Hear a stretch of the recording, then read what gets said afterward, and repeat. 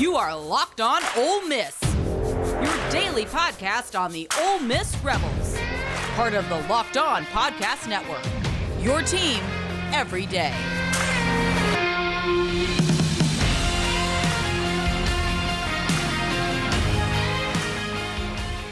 All right, we're doing a special crossover edition of the Locked On Ole Miss podcast, along with Chris Gordy of the Locked On SEC podcast. We're here to talk about the Ole Miss and Vanderbilt game. Just a reminder, today's episode is brought to you by BetOnline. BetOnline has you covered this season with more props, odds, and lines than ever before. BetOnline, where the game starts. If you look down below, you can see that Ole Miss is an 18.5-point favorite, and the over-under sits at 59 points. That line, just like every line, is brought to you by BetOnline. Anyway, thank you very much for making the Locked On SEC and Locked On Ole Miss podcast your first listen every day. We're free and available wherever you get your podcasts. Chris, thank you so much for joining us today. We're going to talk a little bit about this game. I describe people as like, Vandy is not good, but they're better. This is not the Vandy of the last 4 years. Like I said, they're not good, but past 4 years, Vandy would have gone on the road to Northern Illinois and lost. And they just kind of handily took care of business and moved on. They've only lost to Wake Forest and Bama this year. So, like I said, not good, but better. How you doing, Chris? Doing good, man. Yeah, that's a good way to put it. I mean, it's not pushover 0-10, Vandy or whatever they were during the COVID year. They were bad last year. But Clark Lea is starting to turn some things around, and I really think you can't take anything out of. Look, they had a bye week last week, and then the week prior they get their brains beaten by Alabama. I don't think you could take much away from that game. They're not on a level yet to even compete with Alabama, so it's unfair to take anything big away from that game. And in the Wake Forest game, look, that was a top 25 Wake Forest team that just gotten Sam Hartman back. I think what you look at is what they did against those other teams. They beat up on a really bad Hawaii team in week 0. I think a lot of us watched that game because we were so craving football. The Elon game, not many people watched. Mike Wright was still the starting quarterback at the time, and he looked really good in that game. And then something happened these last couple of weeks where they decided to give A.J. Swann a chance to kind of show what he could do. He's a true freshman, was a highly touted quarterback, at least for Vandy standards, and he looked really good, led them to a come-from-behind win against Northern Illinois. And then, of course, Alabama didn't do very much. But I think A.J. Swann has some pieces to his game that are going to develop and get better as his career goes on. But what's crazy, Stephen, is when you consider this, Vandy had a bye week this past week, yet they have a running back in Ray Davis who ranks 4th in the SEC in rushing, and a receiver, Will Sheppard, who's 3rd in the SEC in receiving. How do you have a top 4 running back and a top 3 receiver when you've had a week off and the other teams haven't? So that's what's kind of crazy right now is that, that's where Vandy kind of is right now. They got a good running back in Ray. They got a good receiver in Will Sheppard. But, I do think they'll be able to be a little bit more competitive this week. You mentioned the line's around 18. That's probably about right. But I do think Vandy's got a chance to score some points in this game. And, great tests from Ole Miss's defense this past week against Will Levis. I think they should feel very confident in themselves. But as we know, it's the run game. It's Zach Evans. It's Quinshon Judkins. And, top 5 in the country still in rushing this many weeks into the season. I think we know where Ole Miss is and what their MO is going to be. And I think it's going to be on Anthony Orji and a lot of those defensive pieces for Vandy to try to slow down the run game. All right, let's look at the headlines for this game. First of all, from Vandy's perspective, what's a headline that we need to be looking for in this game? Yeah, for Vandy, I would say, can A.J. Swann take that next step in his development? I mean, I would say that would be kind of the next thing. I mean, he does have 6 touchdowns, no interceptions, has been sacked 6 times. But again, granted, most of those came in that Alabama game. Will Anderson had a couple of those. I would say, if you're going to stick with A.J. Swann at quarterback, is he the guy that can really get the passing game going? And can Will Sheppard take advantage of the Ole Miss secondary? That's what I would say is kind of the headline for Vandy. Can Ray Davis move the chains? Can they eat some clock and keep the ball out of the hands of Ole Miss? But I would say maybe, Stephen, this might be one of those games where we're looking at the clock and 2 hours, 56 minutes, the game's over. Because if both teams have their way, they're going to run the ball a lot, and that clock will keep running, and this will be a quick one. Yeah, this could absolutely be a game that has 60 rushing attempts between both teams. They really want to run the ball. Now, the headline for Ole Miss in this game is probably going to be the center snap. That's what everybody's going to pay attention to. Against Kentucky, that was an issue. It was like playing Kentucky offensively with one arm tied behind your back. Half of the offense was unable to be called because they were so erratic snapping the football. Whenever they get that right and it looks good, all of a sudden a big play looks, that an explosive play can happen. You saw that against Kentucky, but basically the jet sweep was basically eliminated from their arsenal because of the center snap. So Lane Kiffin said Monday they worked on that. They're going to work on it all week. We'll see how that looks against Vanderbilt, because that is one thing that could let Vandy hang around in this game to make it closer than it could be, because Ole Miss has had trouble in the second half scoring points, and a lot of that is because of that center snap and kind of basically shutting off the middle of the field, shutting off the jet sweep. And there's facets of their offense that they've been unable to do. But if they get that cleaned up against Vanderbilt, get it worked out, and they can get a little bit better next week against Auburn, this is all a build towards LSU and Alabama from whatever Ole Miss is doing right now. So I think Ole Miss needs to take care of themselves, be clean playing offensive football, and they should be able to win this game fairly handily. Yeah, and again, I don't want to discount anything on Vandy's side. I will say though, I mean, Ole Miss prior to this weekend, in beating Kentucky, there were big question marks about what is this Ole Miss team, because again, I didn't think you could take very much away from wins over Troy and Central Arkansas, Georgia Tech, and Tulsa. While it was a big win and your defense made some plays, I can also say Kentucky had two opportunities there late in the game to either tie it, send it to overtime, or win it.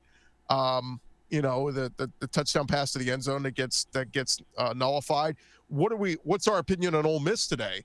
If Will Levis throws that pass, they win. They score a touchdown there late. I think we're probably looking a little bit differently at this Ole Miss team, saying, "Oh, look, their first test of the season and they couldn't answer the call and they get beat by Kentucky." So, one or two plays could change our opinion on things. But I will say this, if we're looking for something positive that Vanderbilt has done this year, they have scored on all 17 trips to the red zone this season. They've converted 15 touchdowns on out of those 17 opportunities. So, Alabama did a good job of keeping them out of the red zone completely. If Vanderbilt gets into the red zone, they've been pretty good at turning those trips into touchdowns. So, again, another test for the Ole Miss defense. Can they rise to the occasion? The Kentucky offensive line was not good. I'd say the Vanderbilt offensive line is probably in the same territory. Can they get after A.J. Swann, get some sacks on him, force him into some mistakes, and get some turnovers? And if they do that, Ole Miss is going to run away with this one, like you said. But, again, more talented Vanderbilt team.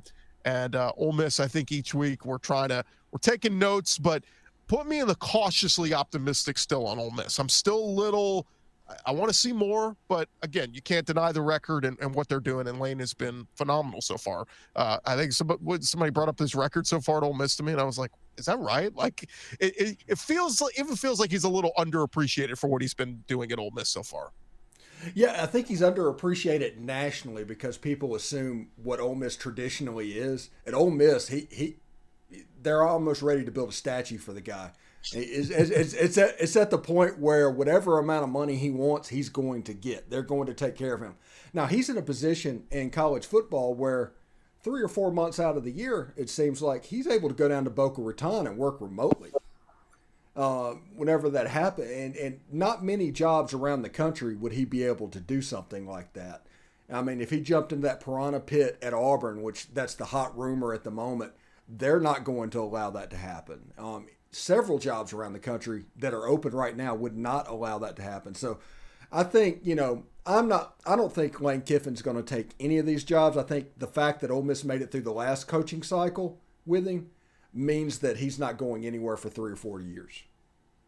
Yeah, I kind of felt like, I heard rumors last offseason that Lane had thrown his name out there for some of those jobs and was kind of sniffing around at what was out there. And I think what happened was when it sounded like he wasn't going to get any of those jobs, that he kind of doubled down, like recommitted himself to Ole Miss and said, all right, hey, look, I'm staying here. We're doing this my way. I'm going to bring in, a couple new coordinators. We're going to figure this thing out, hit up the transfer portal, starts to, puts together a good recruiting class.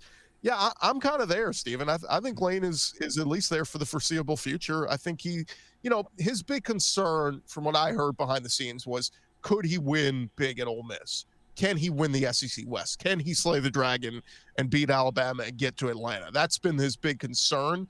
And I think, he's looking at it right now saying, look, if I can use the transfer portal to my benefit, we can continue to get support from the alumni base and play the NIL game. I think he looks at it and said, yeah, we absolutely can. It's going to take some time still, but who knows, man? That Alabama game looms large on November 12th. And if Ole Miss can get there largely unscathed, or let's just say you have one loss at that point, it won't matter largely. Like, let's say Ole Miss only loses at LSU and they beat Alabama. You're in the driver's seat for the West because you're going to presume LSU's probably going to have a couple losses at that point. And, if it's Alabama's first SEC loss, you've got the head-to-head with them, and you're in the driver's seat for Atlanta. So, again, the SEC schedule is brutal. Don't get me wrong. There's going to be road bumps along the way. But, I've said it before the season. I think Alabama's going to lose one of these road games. Arkansas had their chance to get back into it this past weekend. They couldn't. They should have lost at Texas. They found a way to win. But with that Bryce Young injury kind of looming, I wonder, is that trip to or is that game against Ole Miss on November 12th? Is that the game that Alabama slips up in? And for me, I feel like Lane, it's all a dress rehearsal leading up to that week. Yeah, and he's already lathering up the crowd. The Kentucky atmosphere was absolutely crazy. And if they get to Alabama relatively unscathed to where that game becomes game day and is basically the capital of college football for that Saturday, that stadium in Oxford might be ready to come to the ground. I mean, it seriously will. It'll be 2014 all over again, which I was at that game with Katy Perry and all of that. It'll be that type of atmosphere all over again. Now, not saying the same result will happen, but going into that game, that's the way that it will happen. Yeah, it's again, I think there's still a lot of people maybe questioning where Ole Miss is right now, what they've done, but all you can do is remain undefeated, beat who's in front of you, and Ole Miss absolutely should go do that this weekend against Vandy. Yeah, absolutely. And before I get this break real quick, Ole Miss has the second best win in the country right now. That win over Kentucky. Only Georgia beating Oregon was considered a better win, ranked-wise right now in the country. So I understand what you're saying. Like 3 or 4 plays go one way, we're having a completely different conversation about Ole Miss. But on the other side of that coin, if Barry and Brown is not playing for Kentucky drove the field one time and they would have about 200 yards. So it kind of goes both ways on that one, I think. Yeah, no doubt. You're right. And again, we can do what ifs all day, but ultimately what happened? Ole Miss found a way to win a gutty game, and that's big for them. All right. Our partners at Nissan have worked with us to create a new segment across the Locked On College Network titled Thrilling Moments, where we highlight the most exciting play from the Ole Miss weekend game or throughout history of our alma mater. This week's thrilling moment from the Ole Miss game is Jared Ivey's strip sack on Will Levis. It was under a minute left to go in the game. It was on Ole Miss's about 17-yard line, somewhere close. Kentucky was already in range for a tying field goal and was just coming off a called back touchdown. It was the single play of that game. Jared Ivey reached back and was able to strip sack Will Levis. Tavius Robinson fell on it. Ole Miss got a win against number 7 ranked Kentucky. And now you can see Ole Miss is number 9 in the country and everything is rolling. This segment has been inspired by the thrilling new designs across the Nissan's new lineup of vehicles. Pursue what thrills you in the all-new Frontier, Armada, and Pathfinder today. They're all available now at NissanUSA.com. All right, thanks for making our podcast the first listen every day. We are free and available wherever you get your podcast, including iTunes and Spotify. Do me a favor. Leave a 5-star review in iTunes and Spotify. You can say whatever you want to say. Just make sure it's a 5-star review. That'll make sure that when people search Ole Miss Podcast, the Locked On Ole Miss podcast comes up nice front and center. We're in the top left at the moment. That'll help us out. We would appreciate you doing that. All right, in the first segment, we talked a little bit about the headlines for each team going back and forth, and now we're going to talk a little bit about the key to winning the game.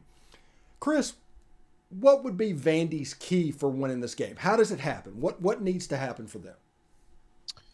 Man, I would say they're going to have to get great quarterback play from Swann. Again, Will Sheppard is the guy that they need to carry or make big plays on the offensive side. Again, Ray Davis, I've watched him this season. He's fine. He doesn't wow you when he runs the football, put it that way. Whereas Ole Miss has had some big explosive plays from their run game.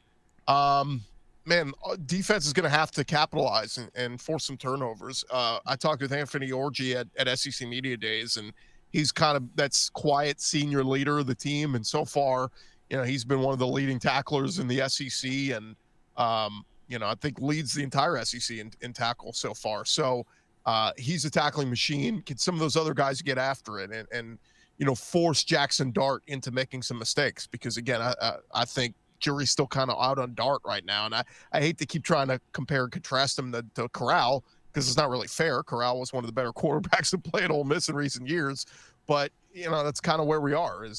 I still don't feel like I can fully trust Jackson Dart. So yeah, that's what I would say if I'm Vandy. I try to stuff that middle, force Ole Miss into some passing downs, and try to capitalize off of some mistakes. That's what it's going to take. But from what I'm hearing, the Ole Miss faithful are going to travel for this game, and they might be half of Nashville filled with Rebels fans. So it's been a big knock on Vandy in recent years. 2019, when LSU went there, they literally let LSU's band play their whole pregame on the field. I'm going, Vandy, what are you doing? Like, try to have some kind of home field advantage there. But no, they really lack that. And so, yeah, again, they're going to have to try to force Ole Miss into some mistakes and keep this one close. And like I said, keep Ole Miss from moving the chains and keep them into some passing downs and try to force some turnovers. Yeah, and you mentioned Jackson Dart. Jackson Dart is not remotely the same quarterback he was in week one. The growth that he has had over 5 weeks is phenomenal. And like I told you earlier, this is all basically a growth streak where you want to be ready for LSU and Alabama and get to that point. You want more of a finished product. But with the snap situation they had against Kentucky, he got fooled one time on a pass over the middle. But otherwise, he played a decent game and had some nice passes. I think the key for Ole Miss winning this game is honestly, and this is no disrespect for Vanderbilt whatsoever, but Ole Miss just really needs to not let down. This is one of those things like the Tulsa game. Everybody was looking forward to the Kentucky game the next week, and there was a drop down a little bit of a letdown.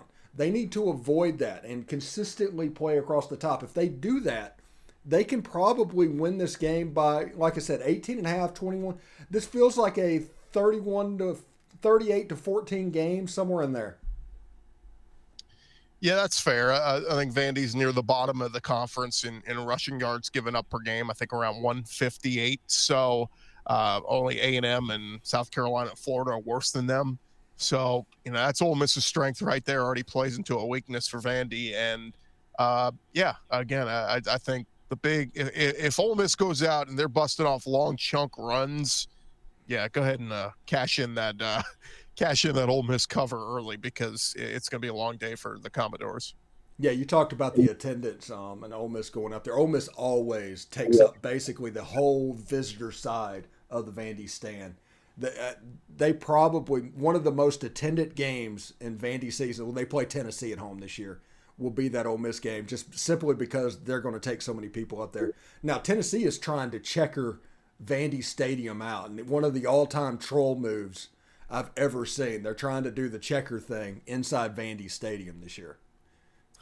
Yeah, you probably can. And again, I've got a good buddy of mine who Earl Bennett, who played at Vandy and is back there working on their staff. And, he told me a while back that the biggest criticism, he said it was embarrassing that opposing teams are bringing more fans into that stadium than Vanderbilt's home fans. And I get it. You got to have something good to root for. But at least Clark Lea has his team playing hard. they actually look like they care and they give a damn. And the last year or so of Derek Mason, it kind of looked like that even the players were checking out. So I think the ingredients are there for Vanderbilt to continue to get more competitive, but just not on the same level as Ole Miss just yet. Unless, like I said, Ole Miss goes in and makes a ton of mistakes, I think they'll be fine. Yeah. When we come back, we're going to do predictions and also look around the SEC a little bit since we have Locked On SEC in the house. We'll talk about some other games going on. But first, I do want to let you know about BetOnline. BetOnline is your number one source for all of your football betting this season. Find all the latest player developments, team matchups, news, podcasts, and in-depth articles and analysis on every game you find. And always, BetOnline remains your continued source for all of your sport wagering information, along with live betting and up-to-the-minute scores of every sport out there. It's the fastest and easiest way to check in on all your favorite games and events, including MLB, MMA, boxing, golf, and MLS. Head to betonline.net or use your mobile device to learn more. If you can see below, we talk about it all the time. Ole Miss is an 18.5-point favorite. The over-under is set at 59 points. Safe bet would be this season, take the under in all Ole Miss games. That is the bet this season. But anyway, it's BetOnline where the game starts. All right.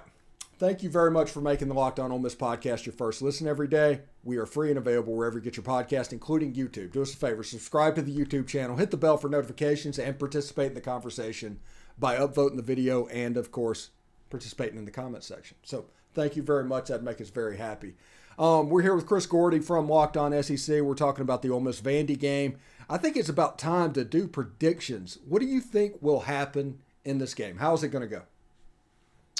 I'm kind of with what we talked about. I think Ole Miss runs the ball well. I think they control the clock. I think they keep the ball out of Vandy's hands. I think force a lot of 3 and outs. And I think Ole Miss wins running away. I think they cover that 18, and I'm with you. I think Ole Miss even hits the 40s here. I'd go somewhere like 41-13, something like that. Okay. I am really similar. I think the backups might score a touchdown late that could throw this off, but if you look at the starters and everything going, I think Lane Kiffin is not going to take the foot off this gas in this game if he can because of the second half struggles his team has had. So that could participate a little bit in pushing up the score. So maybe Ole Miss covers. I'm going to go 41-13. That's where I kind of am at the moment. So that is Ole Miss and Vanderbilt. Let's talk about a couple other games in the SEC real quick. We don't have a whole lot of time, but we got a couple of minutes. I call this Desperation Saturday because essentially Texas A&M and Arkansas are playing for their seasons today, don't you think? Or this weekend? Arkansas, I as much faith as I had in them, I really thought that A&M game they should have won. If their field goal kicker can make the damn kick, if they don't fumble at the goal line going in to make it a 2-score game, and A&M runs back the fumble all the way for a touchdown. I really thought they could give Alabama a game. And man, when Bryce Young was out of the game and they score and they make it 28-23, I'm like, this is it. Arkansas is coming back and they're gonna mount this comeback and beat Alabama. And then the defense just gives up play. I mean, Jahmyr Gibbs, 70-yard rushing touchdowns, and the big play from Jalen Milroe. It was just, I was so disappointed. So I'm out on Arkansas. Mississippi State seems to be the real deal this year. They got slipped up at LSU, but they've bounced back. That was a big win over A&M. I think Arkansas is in big danger territory of losing their third straight here, going into Starkville. And I think Will Rogers is playing as good as any quarterback in the country. So I think Mississippi State's going to win that at home. I think Arkansas takes their third straight loss, falls to 1-3 in SEC play. And look, Alabama owes A&M a butt whooping. Whether Bryce Young plays in this one or not, Bama's weapons are so good. They're going to run it all over A&M. Max Johnson's not good enough to score enough points in this Alabama defense. He's going to get killed by Will Anderson and company. And I think Alabama wins big. So, yeah, I think you're talking about two teams from the West in A&M and Arkansas adding another loss to the loss column, and both those teams falling way back of the rest of the pack. Yeah, and Arkansas still has LSU. They still have Ole Miss. They still have, I think, somebody else that's ranked as well. Oh, BYU on their schedule. Yeah. And they also played the triumvirate of Auburn and Liberty and Missouri. You figure Arkansas might lose one of those games. It looks to me like their pass defense is so bad they're overcompensating for it, and now in the process they're ruining the run defense as well. Yeah, no, that's a great point, because they were as good as anybody the first few weeks in this season of getting after the quarterback, leading the country in sacks, but they were dead last in passing defense. So Barry Odom, if he's going to stick around in Fayetteville, he's got some big things he's got to clean up for that program moving forward. They got to get some better DBs in there. Keep in mind, as I watched LSU this past weekend, I watched Greg Brooks and Joe Fouché making tackles out there. Both those guys were transfers from Arkansas. Now they're at LSU. And so, they have not filled the void of those guys. And, Arkansas's got some big problems, man. Arkansas's got the problems on defense. A&M's got the problems on offense. They don't have a quarterback. They got everything else but a quarterback. And so, yeah, again, just kind of tells you where Ole Miss is in the grand scheme of things in the West right now. Yeah, absolutely. And, looking ahead, the Ole Miss LSU game, people don't realize that game is unbelievably special whenever Ole Miss is good. Now, Ole Miss hasn't held up their bargain very often, but when they're good, that is a special game. If you look at 2014, it just really created a cauldron there. And Ole Miss going down to Tiger Stadium, potentially at that point ranked 6th or 7th in the country. That is the game that everybody's going to point to, I think. Yeah, and if you go look at the other games that week, Stephen, based on what we're kind of projecting is going to happen, it's probably going to be the 2:30 game on CBS, because I don't think there's many other sexy matchups. As long as LSU keeps winning and Ole Miss keeps winning, I think you're going to get Ole Miss at LSU at a 2:30 game, which that means come fourth quarter, it's going to be Saturday night in Death Valley. How does Ole Miss respond? No, it's always a fun one. It's always a really good one. The rivalry runs deep there, and yeah, there's been some lopsided wins on both sides in recent years, but that's going to be a monster one. And let me just say this, LSU, I've been impressed with their wherewithal, their grit. They are not the most talented team in the conference, but Brian Kelly has them playing well. That defense that Matt House has, yeah, they give up 17 early points to Auburn in that one, but they shut Auburn out in the second half on the plains of Auburn at Jordan-Hare. So as long as Matt House keeps getting that defense playing fiery, I think LSU is going to find themselves in some close games. And this is a big one this weekend against Tennessee with Hendon Hooker, who Tennessee just had their bye week. There's question marks. Will they get Cedric Tillman back? I don't know if they necessarily need him. Jalen Hyatt and the rest of those guys look just fine against Florida. So, if LSU could slow down the passing attack of Tennessee's biggest weakness is that defense. Can LSU's offense put the pressure on? That's been their biggest problem. LSU has not started games well. I think they scored 3 first-half points against Florida State, 7 points in the first half against Mississippi State. They go down the 2-minute against Auburn and put up their second touchdown to put 14 on the board, but LSU has not been a very good first-half team, particularly on offense. So this will be a big one on Saturday. If the Tigers can score some points on the Vols early, they'll have a chance at the upset. Yeah, and CBS really just needs to quit picking these games early, because LSU and Tennessee probably should have been the primetime game as the best matchup of the week, and they're relegated to 11 o'clock on ESPN because you can't compete with that 7 o'clock game. And that 7 o'clock game, it might have 7 million viewers when it's done, but that thing's going to be a bloodbath. Yeah, no doubt. And again, it's I'll be tuning in because I like to see Jimbo lose, so that'll be a fun one. Yeah, it should be really good. Any other games that you're looking at this year, or this season, or whatever, or this week? This weekend, yeah. Auburn, Georgia is just interesting just to see how badly Auburn gets beat down. Keep in mind, Georgia played an ugly game with Kent State, then played an ugly game against Mizzou. Do they come back and do they play another ugly game against Auburn, or do they steamroll them? And if they steamroll them, is Brian Harsin the head coach come Monday? Certainly, if Georgia crushes them, let's say they win 45-3. I think Brian Harsin is handed his walking papers come Sunday morning. And then the other one, how does Kentucky respond after an emotional, tough loss to Ole Miss? I think, look, at South Carolina, Spencer Rattler's looked terrible, but they're starting to get that ground game going with Marshawn Lloyd. Kentucky can't afford a slip up here. They need to take care of business and get their 5th win. All right. Anyway, get more on the SEC by making Locked On SEC your second listen. Everyday host Chris Gordy, there he is, and his local experts of Locked On take you across the SEC in 30 minutes. Make Locked On SEC your second listen. It's Locked On SEC. Chris, thank you so much for filling in for an absent, non-existent Locked On Vandy.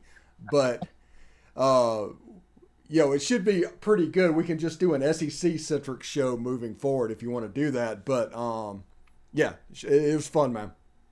Yeah, thanks, man. Let me just say this, too. If I'm Vandy, throw Mike right out there. I know he's not the starting quarterback anymore, but he's still the 15th leading rusher in the SEC. Find ways to put the ball in his hands and let him run. Who knows? Yeah, put him in the slot. Throw bubbles to him. Yeah, seriously. Anyway, thank you very much, Chris. We'll see you later, man. All right, thanks, Steven.